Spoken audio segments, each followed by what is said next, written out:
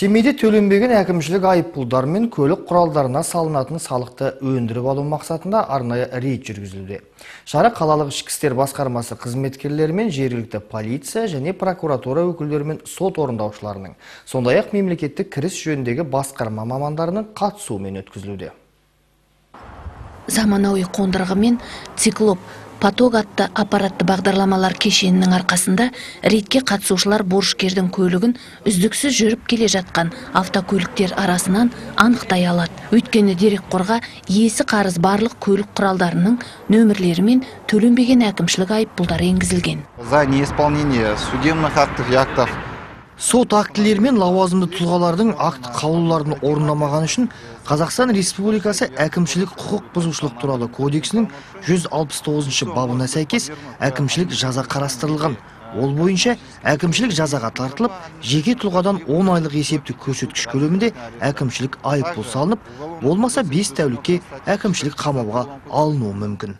Айыппұл және көлік құралдарына салынатын салық бойынша қарызы бар көлік иелеріне бірінші рет қандай да бір қатаң жаза қолданылмайды. Олардың қолдарына төлем уақытының өтіп кеткені мен оны таяу уақытта өтеу керектігі туралы жазылған ескертпе қағаз беріледі. Ал азамат өкілетті органдардың заңды талаптарын ескермеген жағдайда алдағы уақытта оған қатаң жаза қарастырылады. Бүгінде мемлекеттік кірістер жөніндегі басқарма мамандарында мәжбүрлі түрде өндіру бойынша 185 сот шешімі бар.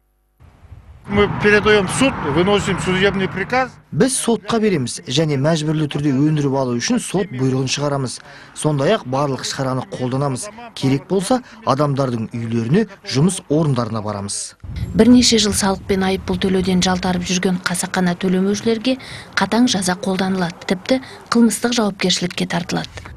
В Уголовном кодексе предусмотрена статья 430. Қазақстан Республикасының қылмыстық кодексінде 430 бап қарастырылған. Онда тұлға 6 айдан астам уақыт айыппұл төлемесе, сондай-ақ өзге де мемлекеттік органдардың қаулылары мен сот актілерін орындамаса, оның қылмыстық жауапкершілікке тартылуы мүмкін екендігі көрсетілген. Естеріңізге сала кетейік, автокөлік құралдарына салынатын салық бюджеттің негізгі түсімін құрайды. Сол себепті салық қарызын өндіріп алу жұмыстары жалғасады. Өкілетті орган өкілдерінің айтуынша, мұндай шаралар енді апта сайын жүргізілмек. Эльмира Жүсімбекқызы, Самат Секенов, Қайрат Қожахметов, Семей, жаңалықтар қызметі.